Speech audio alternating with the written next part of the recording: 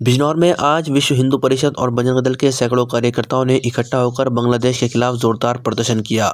इस दौरान कार्यकर्ता एसआरएस चौक पर इकट्ठा हुए, जहां पर उन्होंने बांग्लादेश और यूनुस सरकार के खिलाफ जोरदार नारेबाजी की और पुतला फूंककर विरोध जताया। यह प्रदर्शन बांग्लादेश में हिंदुओं पर हो रहे अत्याचारों के विरोध में आयोजित किया गया था। विशेष रूप से मेमनसिंह में हिंदू युवक दीपू चंद्रदास की कथित ईशनिंदा के झूठे आरोप में भीड़ द्वारा की गई निर्मम हत्या के खिलाफ आक्रोश व्यक्त किया गया। जनपद तक न्यूज़ के लिए बिजनौर से मोहम्मद आरिफ की रिपोर्ट।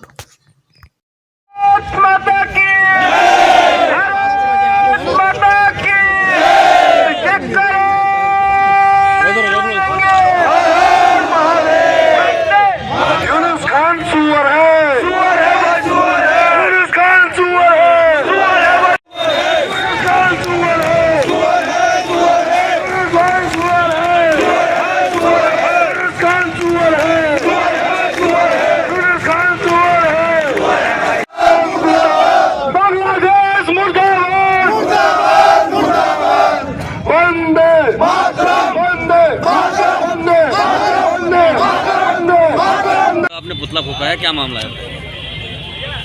आप सबको जानकारी है, 19 दिसंबर को बांग्लादेश के अंदर एक निर्दोष युवक दीपचंद दास जी की निर्मम इस्लामिक जिहाद ने हत्या कर दी। एक बहुत बड़ा मॉब आया, उसमें उसकी कोई गलती नहीं निकली। सिर्फ एक भ्रमित आरोप लगा करके कि इसने मोहम्मद साहब को या किसी को टिप्पणी की है, उसमें बांग्लादेश के सारे इस्लामिक जिहादी, सारे मुसलमान वहाँ टोपी लगा करके खड़े हो गए और उन्होंने जानबूझकर उसको मार करके लात घुस्सों से मारा।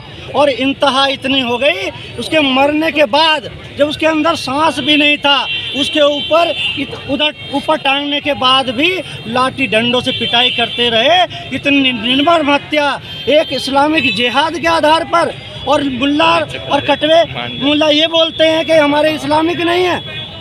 भाई टोपी लगा के कोई आ रहा है, वो इस्लामिक नहीं तो क्या है? इस्लामिक जिहाद इतना बढ़ गया है। आज हमने उस बांग्लादेश की सरकार का, बांग्लादेश के जो यूनुस खान है, उसका हमने पुतला दहन करा है। ये सांकेतिक है।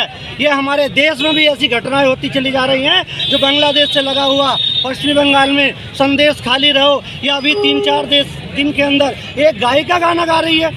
उस देश के अंदर ये बोला जाता है कि अपने धर्म के आधार पर गीत गाया जा रहा है। ये इस्लामिक जिहाद नहीं है तो क्या है? ये थूक जिहाद, ये लव जिहाद, ये लैंड जिहाद। इन जिहादियों ने पूरे दुनिया के अंदर आतंक मचा रखा है।